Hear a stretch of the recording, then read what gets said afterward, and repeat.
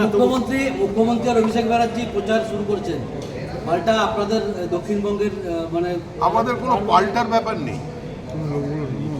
নির্বাচনটা তো হচ্ছে মামাটি মানুষ বনাম তৃণমূল কংগ্রেস। যেহেতু মানুষ 2019 সাল থেকে বাইনারি তৈরি করে দিয়েছে যে বিজেপি একমাত্র তৃণমূলকে হারাতে পারে, সেজন্য পদ্মফুল সিম্বলটা প্রাসঙ্গিক। আপনি কি মনে করেন শুধু বিজেপি কর্মীরা বিজেপিকে তৃণমূলকে হারিয়ে দেবে? এরকম তো নয়। সবার সঙ্গে একভাবে ঐক্যবদ্ধ হয়ে পশ্চিমবঙ্গের মানুষ তৃণমূল নামক এই ভাইরাস থেকে মুক্তি পাবে। মারা গেছে হাসপাতালের বাইরে প্রৌঢ়ের মৃত্যু অভিযোগ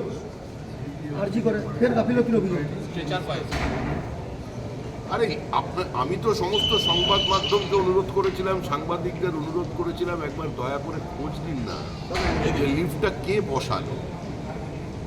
বরাদ্দ তো নয় পেয়েছে, কিন্তু কোন কোম্পানি পেল, সে কে?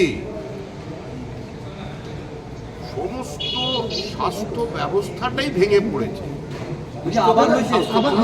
আবার লিফটে নয়, এবার বাথরুমে হবে, লিফটে হবে, মানে জলে স্থলে অন্তরিক্ষে সর্বত্রই জায়গা ধ্বংস করেছে তৃণমূল। যতক্ষণ ক্ষমতায় থাকবে পশ্চিমবঙ্গে এর বাইরে কোনো কথা। আজকে সাপ্লিমেন্টারি লিস্ট বেরোবে ভোটারদের যারা পেন্ডিং ছিল, কি বলবেন? নির্বাচন কমিশনের বিষয়, আমাদের অবস্থানে আমরা অনড়।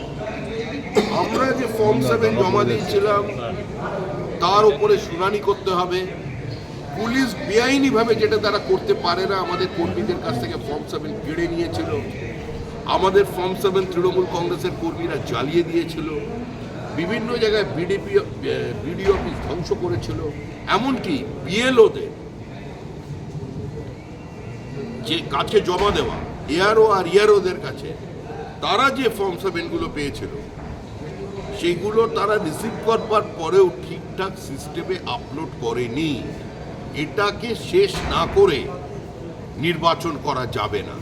মাঝপথে বলবেন আমি এসআইআর শেষ, আর এসআইআর বন্ধ, নির্বাচন হোক, এসব চলবে।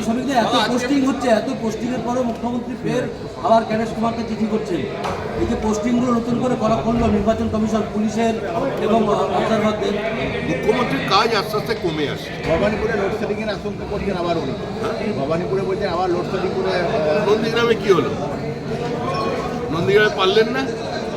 আমরা তো লোকসভায় বলেছিলাম, ওখানে তো লোডশেডিং বলেছিলেন, একবার লিড দিয়ে দেখান খালি।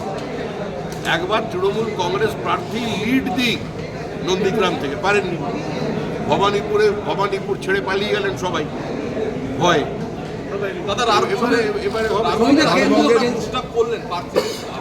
প্রার্থীদের ডিস্টার্বের বিষয় নয়, আমাদের তো 365 দিনের পার্টি, সংগঠিত রাজনৈতিক দল।